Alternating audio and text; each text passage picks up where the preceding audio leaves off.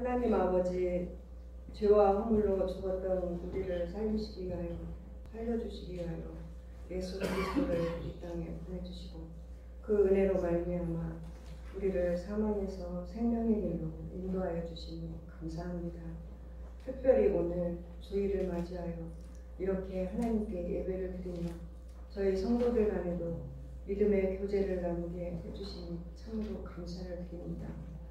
그동안에 저희는 수많은 감사한 조건들 속에서도 감사하지 못하고 당연한 것으로 여기며 불평하고 원망하는 것들을 쓰게 합니다.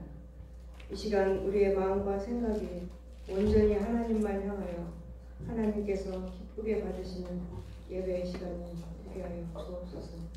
또한 우리에게 주시는 하나님의 평강과 풍성하게 부어주시는 하나님의 기쁨이 인재하는 은혜의 시간이 되게 하여 주옵소서. 하나님의 은혜가 아니면 한시도 살아갈 수가 없는 연약한 피조물에도 불구하고 그동안에 우리는 우리의 시간과 모든 것이 나의 것인 것처럼 마음대로 살았음을 고백합니다. 온 세계가 코로나 바이러스로 인하여 두려움과 공포에 떨고 있는 가운데 우리의 진정한 주인은 하나님임을 깨닫고 오직 하나님께만 경배하고 순종하게 하옵소서.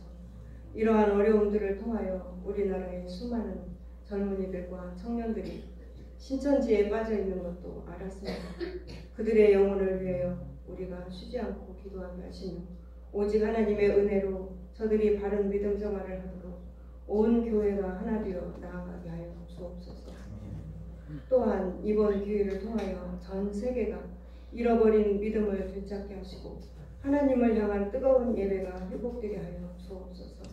또한 저희 성화교회도 믿음과 사랑으로 하나 되는 공동체가 되게 하여 주시며 하나님의 뜻을 이루어가는 교회가 되게 하여 주옵소서. 오늘도 저희 성도들은 여러 가지 기도의 제목을 가지고 나온 줄 압니다.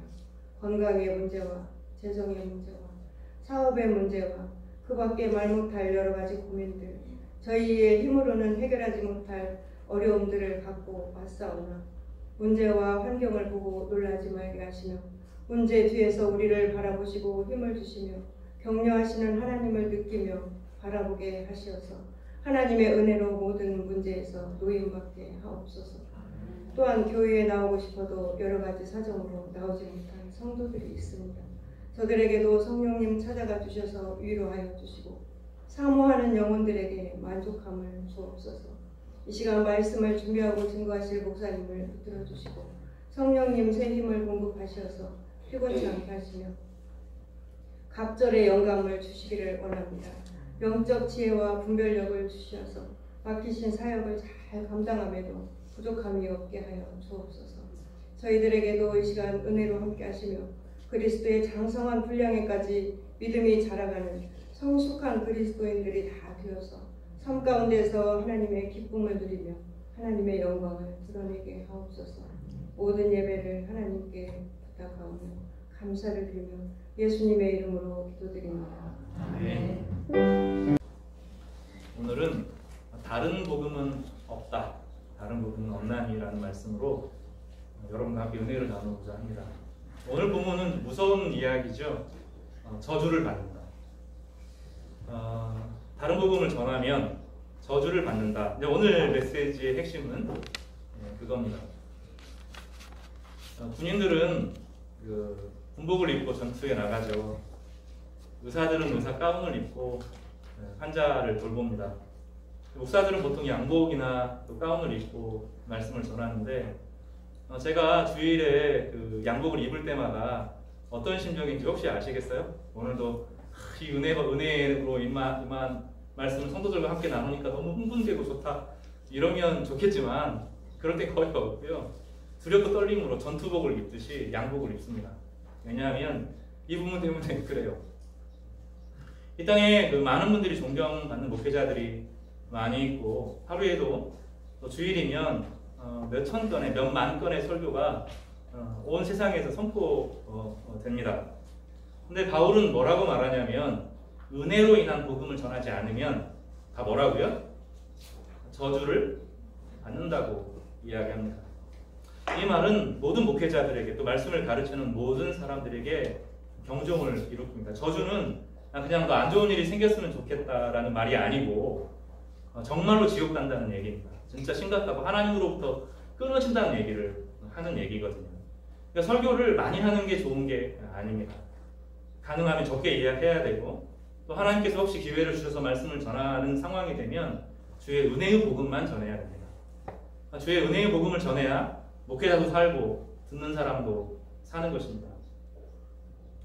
오늘 우리는 지난주의 말씀에 이어서 그리스도께서 하나님 곧 우리 아버지의 뜻을 따라 이 악한 세대에서 우리를 건지시려고 우리 죄를 대속하기 위하여 자기 몸을 주셨다 하는 위대한 진리의 말씀을 들었습니다. 또 바울은 로마서에서 하나님이 우리를 위하신다 이것을 갈라디아서 1장 4절의 말씀을 하나님이 우리를 위하시면 누가 너희를 대적하리요 이런 메시지로 압축해서 이야기했습니다. 그 말은 예수 안에서 하나님이 우리를 좋아하신다는 겁니다. 누군가가 여러분을 좋아하는 경험 해보신 적 있으신가요? 누군가 그 사람이 나를 참 좋아해. 그 사람과 있으면 그 사람이 눈빛에서 그 말에서 이 사람은 참 나를 좋아하는구나. 그런 사람들과 함께 있어 본 적 있으세요? 그러면 어떤 일이 벌어집니까? 그 사람과 함께 있는 것만으로도 마음이 평안해지고 안심이 되고 힘이 생겨요.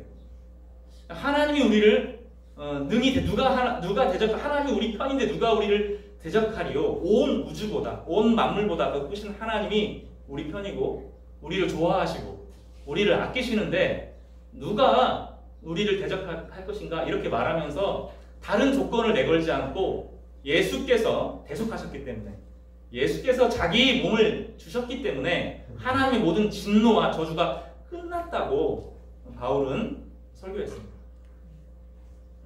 따라서 한번 해보겠습니다. 하나님이 나를 참 좋아하신다. 참 좋아하신다.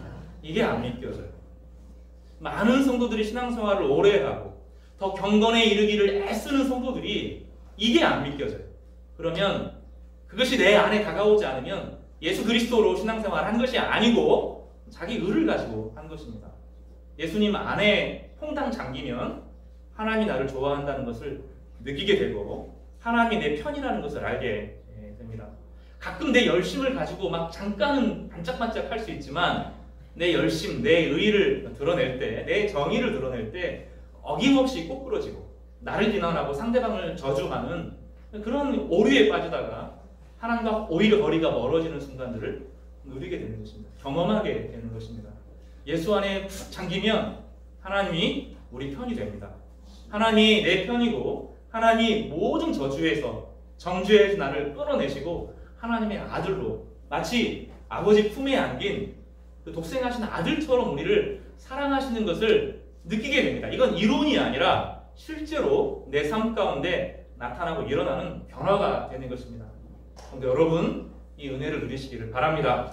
이 은혜가 여러분에게 부어지고 하나님 안에 든든하게 서시는 쓰임과 능력을 얻으시는 우리 귀한 성도들 되시기를 주님의 이름으로 축복합니다. 대속이라고 하는 것은 대가를 치루었다는 것입니다. 다 치루어졌습니다.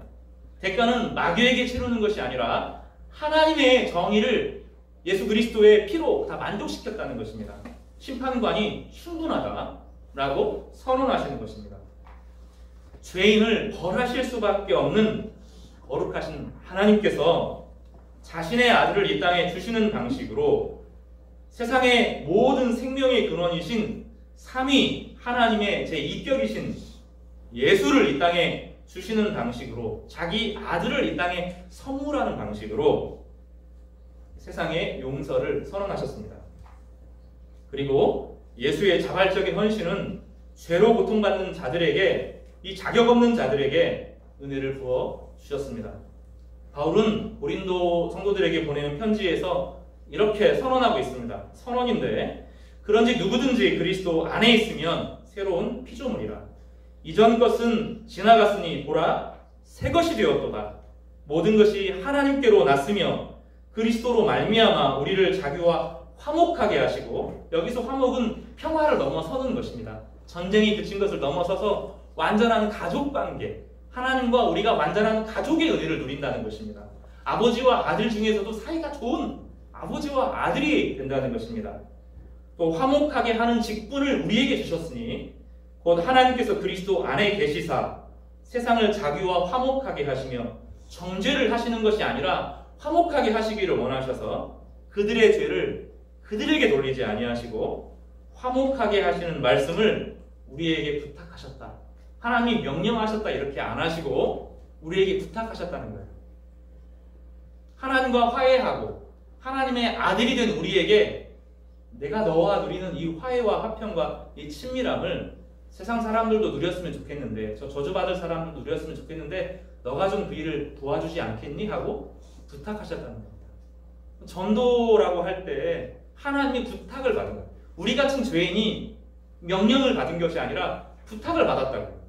놀랍지 않아요? 그것이 교회의 존재 목적이고 그것이 교회가 하나님께 예배드리는 이유고 교회가 살아가는 방식이 되는 것입니다. 더 나아가서 하나님이 죄를 알지 못하신 이를 우리를 대신하여 죄로 삼으신 것은 우리로 하여금 그 안에서 예수 안에서 하나님의 의가 되게 하려 하심이라 하고 고린도후서 5장 20절에는 말하고 있습니다.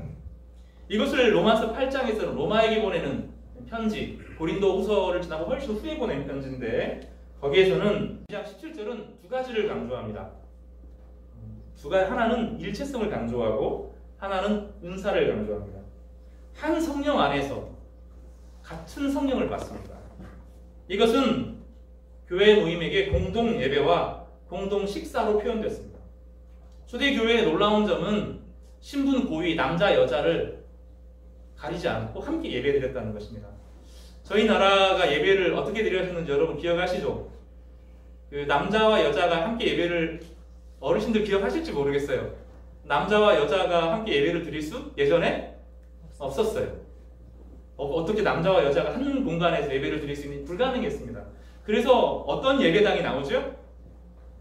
예배를 따로 드리든지 기역자 예배장이 나옵니다. 기역자 예배장. 그래서 가운데에 목회자가 서고 한쪽에는 남자가 앉고 한쪽에는 여자가 앉는 기역자 예배장이 우리나라에 나왔어요.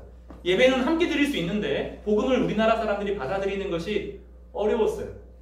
또 우리나라 사람들은 죽어서도 양반은 양반이고 노예는 노예라고 생각했습니다. 그래서 추모가 별로 없었어요. 도망가는 게 의미가 없어요. 왜냐하면 도망가도 나중에 죽으면 어차피 그 주인을 섬겨야 되는데 이 땅에서 도망가다가 걸리면 나중에 죽어서 혹독하게 당해야 되니까 못 도망갔던 거예요. 그래서 이 노예 제도가 오랫동안 지속되었던 것입니다. 그런데 로마 시대 때 어떤 변화가 일어나요?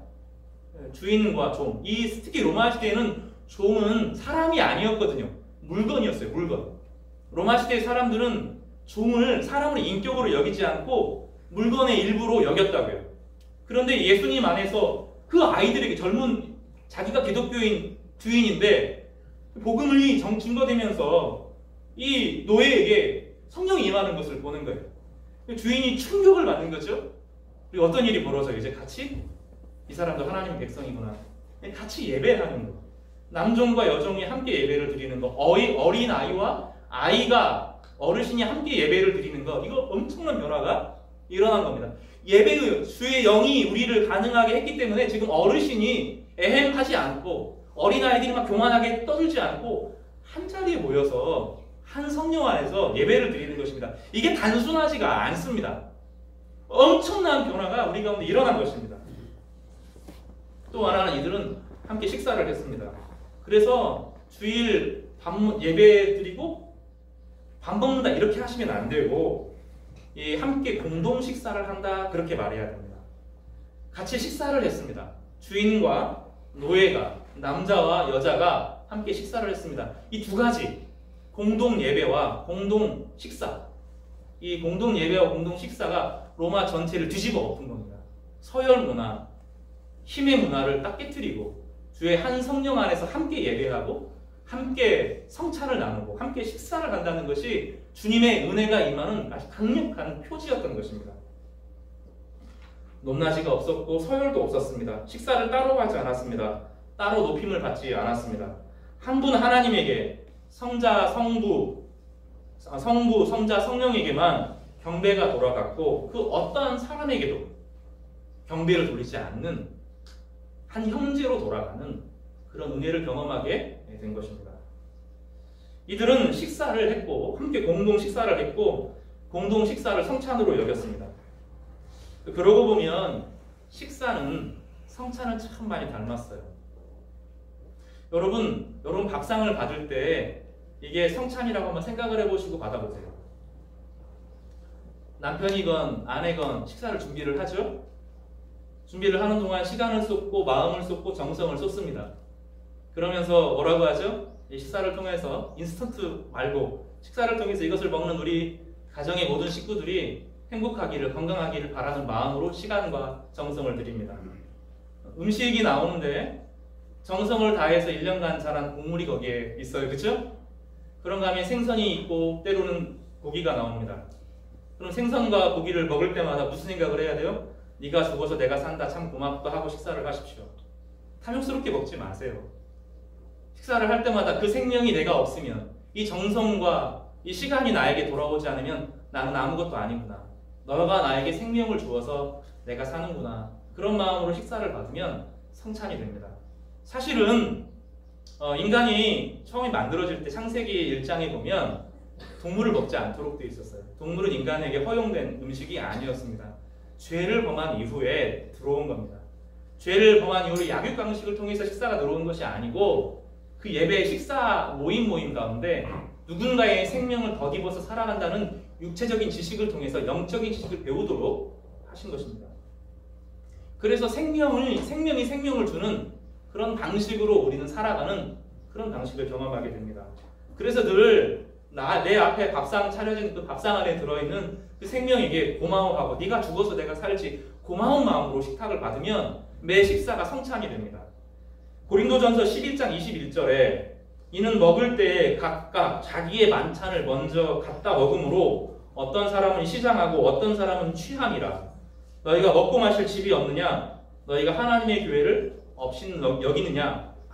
바울이 고린도 성도들에게 아주 심하게 화를 내는 장면이 나옵니다. 그리고 자기 몸을 살피고 난 이후로나 성찬에 참여하라고 말하는데 그 내용의 핵심은 무엇이냐면 부자가 먼저 와가지고 성찬을 차려놨는데 부자들은 일을 하지 않아도 되니까 식사를 다 해버리는 거죠. 노예들은 그 자리에 일을 다 하고 그 성찬에 참여하게 되니 먹을 게 하나도 없는 거예요.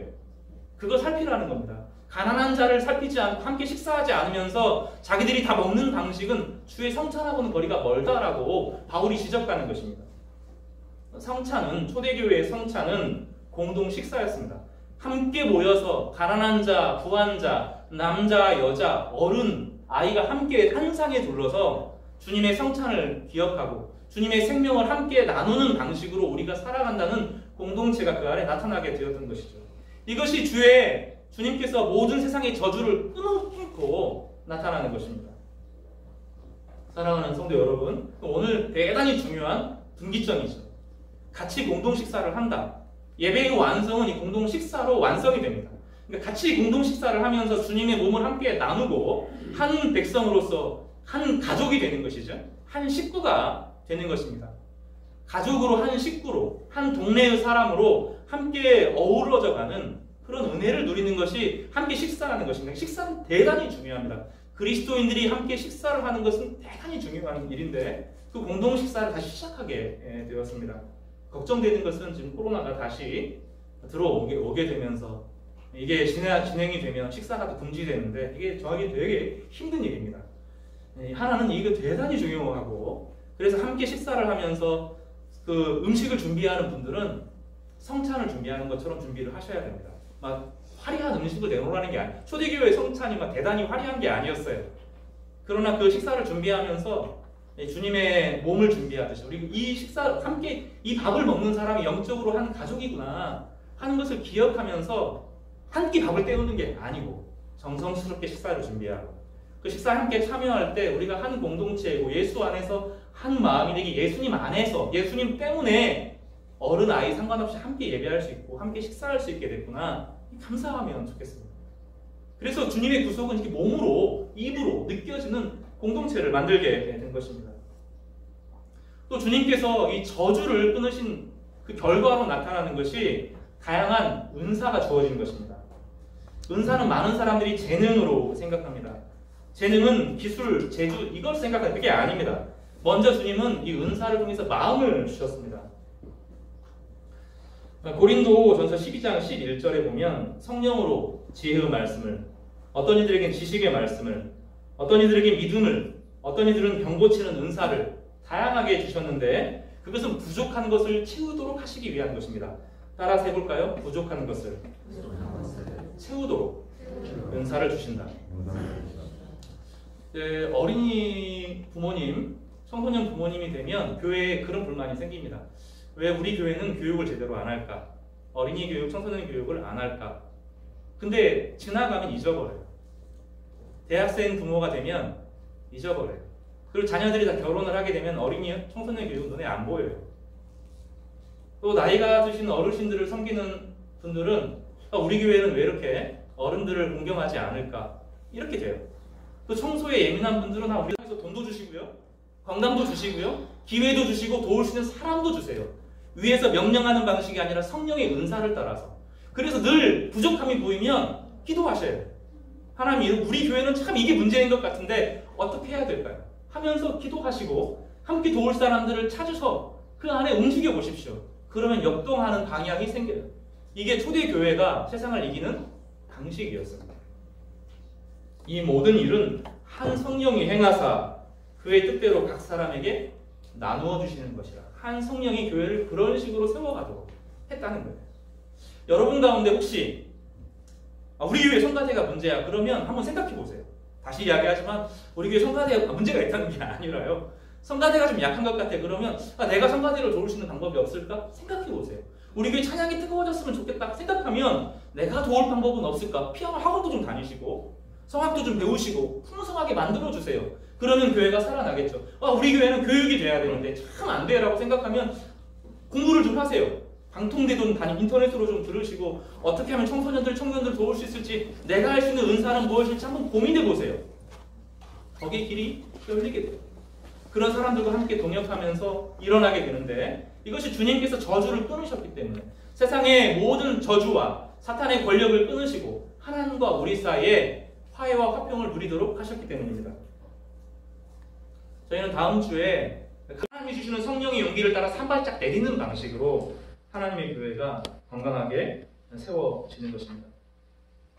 내 틈이 타인을 받아들이는 이해와 수용의 통로가 되도록, 내 인생의 슬픔과 아픔이 저주가 아니라 그 고통과 아픔을 아는 사람들, 그 고통을 겪는 바로 그 사람들을 위한 마음 열림의 도구였구나 하는 것을 깨달아가는 그런 방식의 인생을 살아가는 우리 성도님 되었으면 좋겠습니다.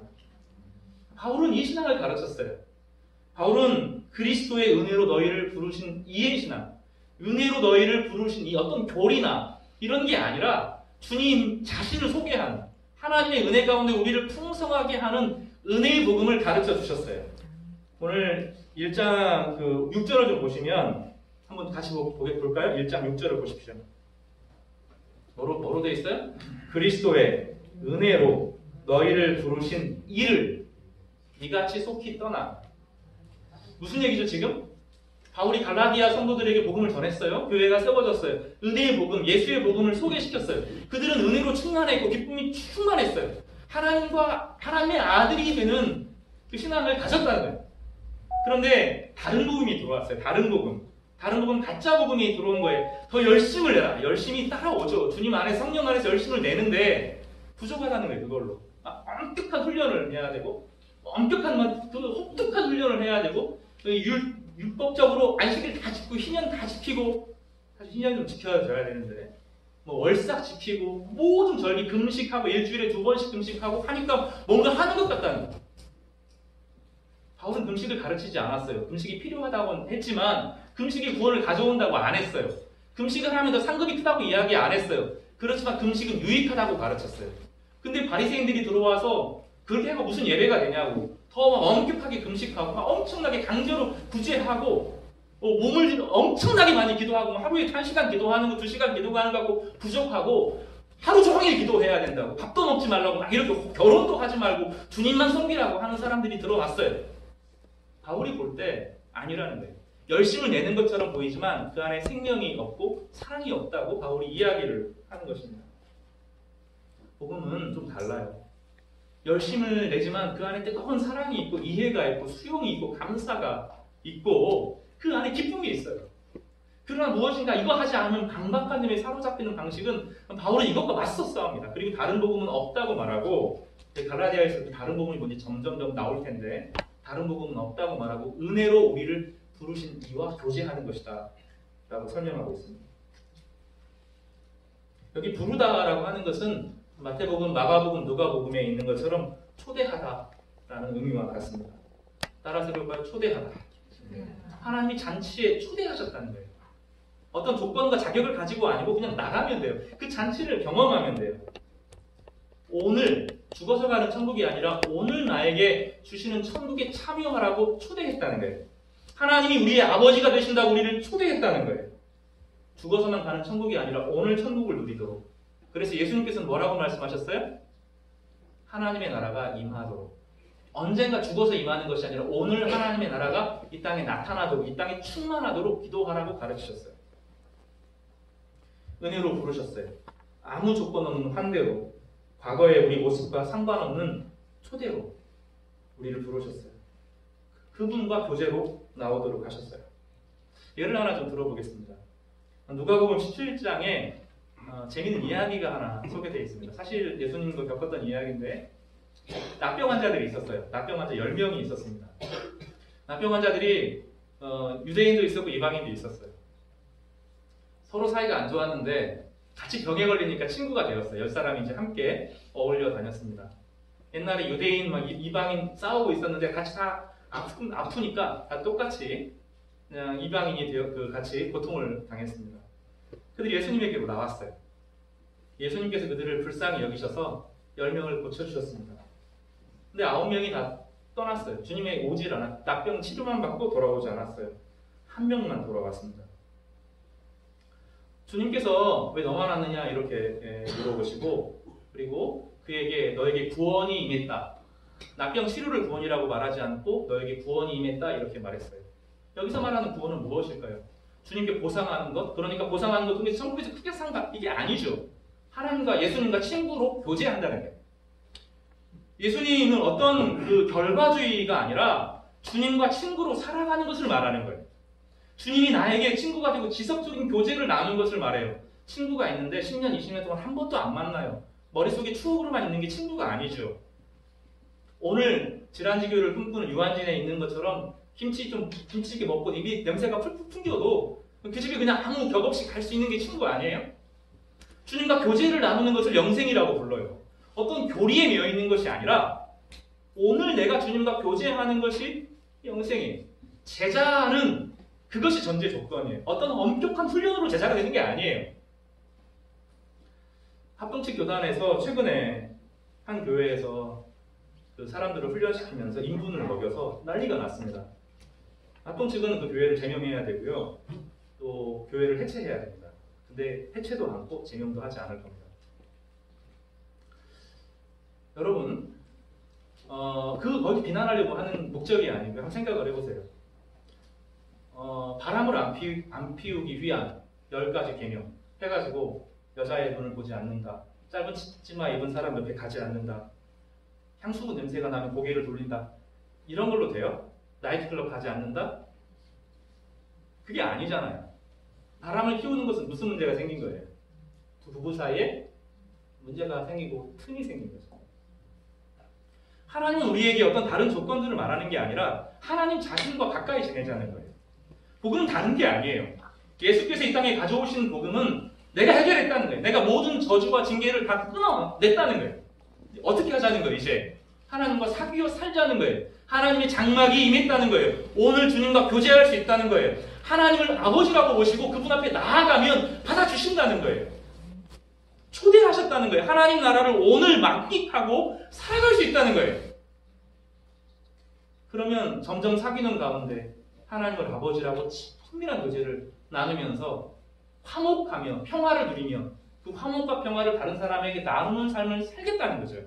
그리고 그 사람들이 함께 모여서 공동체를 이루고 가족을 이루고 서로가 서로를 극진하게 돌보는 관계로 변해가는 것입니다. 이번 주 저에게 질문할 것은 얼마큼 기도했느냐가 아니라 실제로 주님과 함께 살았느냐. 성도들이 지난주에도 말하지만 기도하지 않으면 기도는 위험하다 그랬잖아요. 기도가 변질되면 그 사람을 타락시킨다고.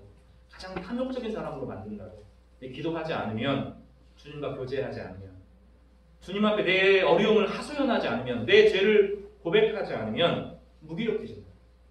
주님과 관계, 대화, 만나는 것에서 대화가 필요하지 않아요? 친구가 있으면 내 이야기를 다 털어놓고 싶지 않아요? 그 이야기를 들어보고 싶지 않아요? 함께 무엇인가를 하고 싶지 않아요? 있으면 힘이 나고 기쁨이 되고 즐거움을 함께 누리고 싶지 않을까요? 주님과 교제하셨는지 물어보는 거예요. 주님과 교제가 끊어지면 영적으로는 무기력해집니다. 지칩니다. 금세 피곤합니다. 육체적인 쉼뿐만 아니라 영적으로 급격하게 피곤해지면 무너지게 됩니다. 주님과 사귐이 내 안에 실종되었기 때문입니다. 저주와 범죄의 악한 말에서 벗어나서 하나님과 사귀어 가면서 하나님의 형상을 회복하고 그 안에 남아있는, 그 안에 계신 아름다움을 발견하는 이 아름다움을 발견하는 신미한 가지는 것이 복음입니다. 하나님과 사귀면 과학도, 예술도, 철학도, 문학도, 온 자연도 하나님의 손에 붙들려 있다는 것을 알게 돼요. 그래서 배척하는 방식이 아니라 적극적으로 그것들을 아름답게 가꾸는 인생을 살아요. 음악도 가꾸어내고, 예술도 가꾸어내고, 포기하지 않고, 정치도 하나님의 공의를 따라서 하려고 애쓰고 하는 적극적인 소명의 삶을 하나님께 부탁하게 되는 거예요. 여기에 청소년들의 꿈이 있고, 비전이 있고, 환상이 있고, 소망이 있고, 진취적인 능력이 나타나게 되는 것이죠. 그렇지 않으면 거래하게 돼요. 자꾸 거래하려고 하면 조금 하나님께 잘하면 더 주시겠지. 이런 방식으로 위기 순간에만 하나님께 아뢰니 내 인생의 복이 요만해지는 거예요. 어떤 분들은 종지종이 같다 그렇게 말할 정도로 아주 홍졸한 인생을 살게 되는, 그 사람을 만나도 하나님이 전혀 느껴지지 않는, 뭔가 기독교인 같은데 사실은 하나님이 전혀 느껴지지 않는 차갑고 냉정하고 이런 사람이 되는 거죠. 그 사람 만나면 늘 피곤하고 그 사람에 맞추기 위해서 늘 고생해야 되고 신경 쓰이고 스트레스 받고 편하지가 않는 그런 사람이 만들어지는 거예요. 하나님이 편해지는 거예요. 예수 그리스도 안에서 하나님이 너무너무 좋아지고 하나님의 은혜가 내 안에 막 흘러 들어오고 하나님 앞에 내 어려움을 막 하소연하고 억울하면 다 토해내고 하나님을 그래서 어느 순간 꼭 닮아가서 그 사람과 함께 있는 것이 즐거워지고 기뻐지고 그 사람 옆에 있으면 긴장이 내려지게 되고 무장을 해제하게 되고 내 이야기를 털어놓을 수 있게 되는 거예요. 한번 생각을 해보세요. 여러분이 1년간의 인생 가운데 누군가가 찾아와서 제 문제가 이렇습니다. 제가 이런 연약함과 아픔을 경험하고 있습니다. 여러분 저를 위해서 솔직하게 기도해. 그런 사람이 있었어요? 왜 안 되죠 그게? 왜 우리에게 그런 사람들이 없죠? 나에게 마음을 열고 긴장을 내려놓고 솔직하게 아직 연약함을 드러놓지 못하죠? 내가 하나님 앞에 그런 존재가 아니고 내가 하나님이 불편한데 내 영혼이 나 스스로 불편한데 하나님이 나에게 용서를 선언하는 그 용서를 경험하지 못하는데 누가 나에게 찾아와서 내 고민이 이렇습니까? 이야기를 할 수 있겠어요? 그래서 바울은 다른 복음은 없다라고 단언합니다. 아무리 좋은 말고 아무리 윤리적으로 올바른 것 같고 착하고 거룩하고 막 천사는 인간을 뛰어넘는 도덕성을 가진 존재, 여기서 악마라고 안 썼어요. 그렇죠? 악마라고 쓰지 않고 천사라고 썼거든요. 아무 죄가 없고 인간의 모든 도덕성을 뛰어난 죄가 하나도 없는 천사라도 이런 복음 전하면 예수 그리스도의 은혜의 복음, 죄 용서의 복음, 죄를 사하는 복음이 아니면 저주를 받는다. 심지어 자기 자신도 변질될 수 있다고. 나중에 갈라디아에서 보면 바울이 베드로를 향하여 이 위선자라고 막 뭐라고 하거든요. 베드로가 순간적으로 좀 잘못한 위선에 빠지니까 바울이 너 위선자 그렇게 하면 안 된다고, 은혜의 복음으로 나가야 된다고, 왜 다시 율법주의로 돌아가냐고 아주 혹독하게 뭐라고 하거든요. 남녀가 사랑해야 아이가 태어나요. 사랑이 있어야 생명이 건강하게 자랍니다. 자녀가 자라는 것도 사랑 안에 있을 때 자라요. 유혹을 이기는 것도 사랑으로 이겨요. 훈련의 핵심은, 복음의 핵심, 제자 훈련의 핵심은 사랑이, 하나님의 사랑을 담고 사는 거예요. 하나님이 나를 얼마나 사랑하시는지 절절하게 느끼고, 하나님이 안 사랑하는 게 아닌데 우리 하나님의 사랑을 못 느껴요. 참 이상하죠? 하나님 우리를 너무너무 사랑하신다 그러는데 우리는 하나님의 사랑을 못 느껴요. 우리의 문제거든요. 우리의 율법적인, 성과주의적인, 계급주의적인, 거래적인 우리의 삶이 너무 찌들려서 그 방식으로 하나님을 경험하려고 하니 하나님의 은혜를 누리지 못하는 것입니다. 가족주의의 핵심이 무엇입니까? 남편을 사랑하고 남편을 이해하고 아내를 이해하고 아내를 사랑하고 아이를 사랑하고 아이를 이해하고 부모를 사랑하고 부모를 이해와 사랑에 나아가는 그것의 결과로 드러나는 섬김이어야죠. 사랑은 한번 심기어지면 잘하고 더 깊은 이해로 나아가게 됩니다. 성도 여러분, 다른 복음은 없습니다. 저주를 받습니다. 율법주의 가르치면 저주받습니다. 거래신앙 가르치면 저주받습니다. 다른 방식으로 하나님을 알아가려고 하는 건 저주를 받습니다. 그래서 저는 되게 위태로운 사람이에요. 이거 가지고 칼날에 서 있는 것 같이 다른 사람의 문제가 아니라 제 문제잖아요. 저주의 신앙을 받으면 그 당시는 열심히 내는 것처럼 보이지만 그 회중 전체가 하나님으로부터 떨어지는 불행을 경험하기 때문입니다. 놀랍게도 저주 말고 다른 길이 있는데 은혜로 너희를 부르신, 은혜 자체가 아니라 은혜로 우리를 부르신 하나님, 그 하나님과 교제하는 것, 그것이 바울이 말하는 예수 그리스도가 이 땅에 오신 목적이라고 성경은 설명하고 있습니다. 여러분, 기도 다시 시작하십시오. 율법주의로 시작하는 것이 아니라 하나님 사랑합니다 고백하셔야 됩니다. 하나님의 사랑을 느끼게 해달라고 고백하셔야 됩니다. 여러분, 기도 시작해야 됩니다. 아니면 결국은 세상의 종이 되고 세상의 사고방식에 꽉 사로잡혀서 살게 됩니다. 거래로 하는 것이 아니라 하나님 좋으신 하나님 옆에 머물러 주십시오. 많은 얘기하지 않아도 엄청나게 많은 것을 하나님 설득하려고 할 필요 없고 하나님께 오래 좀 머물면서 하나님이 나를 사랑하시는 것을 알게 해달라고 그렇게 고백해야 돼요. 기도의 힘이 부족하기 때문에 말씀을 읽기도 하고 말씀과 함께 기도하고 말씀을 원재료로 해서 기도하고 혼자 기도하는 것이 부족하니 3, 4, 5 모여서 함께 하나님의 말씀과 함께 기도하고 그런 기도로 나아가는 그 기도 가운데 하나님께서 은혜를 부어주실 때 감격하고 그 은혜로 함께 고백하는 그런 신앙으로 나아가기를 바랍니다. 여러분, 기도 꼭 시작하십시오. 개인 기도도 시작하시고 같이 멈췄던 이 공동 기도도 시작하시고 공동 식사도 시작하시면서 하나님의 은혜에 푹 잠기면서 안심하시길 바랍니다. 교회에 오셔서 안심하시길 바랍니다. 여러분 괴롭히는 사람 한 명도 여기 없습니다. 내려놓고 두려워하지 말고 서로를 향하여서 눈빛을 환하게 좀 여시고 환한 미소로 여러분을 바라봐 주시면서 주님께서 여러분에게 부탁하신 그 화목의 직분을 감당하시기를 바랍니다. 먼저 여러분이 성도들을 향하여서 화목하게 하는 직분을 담당해 주십시오. 따라서 해볼까요? 먼저 나는 성도와 하나님을 화목해 하는 직분을 맡았다. 그리고 서로를 좀 바라보실까요? 서로 보십시오. 이분이 옆에 있는 사람이 이 사람이 화목하게 하는 사람인 것 같아요? 여러분이 성도와 하나님을, 성도와 성도를 화목하게 하는 그런 일들을 감당하시면 좋겠습니다. 다시 해볼까요? 나는 하나님과 세상을 화목하게 하는 직책을 부탁받았다. 하나님 여러분에게 부탁하시는 그 일들을 함께 담당하시는 성도 되시기를 주님의 이름으로 축복합니다.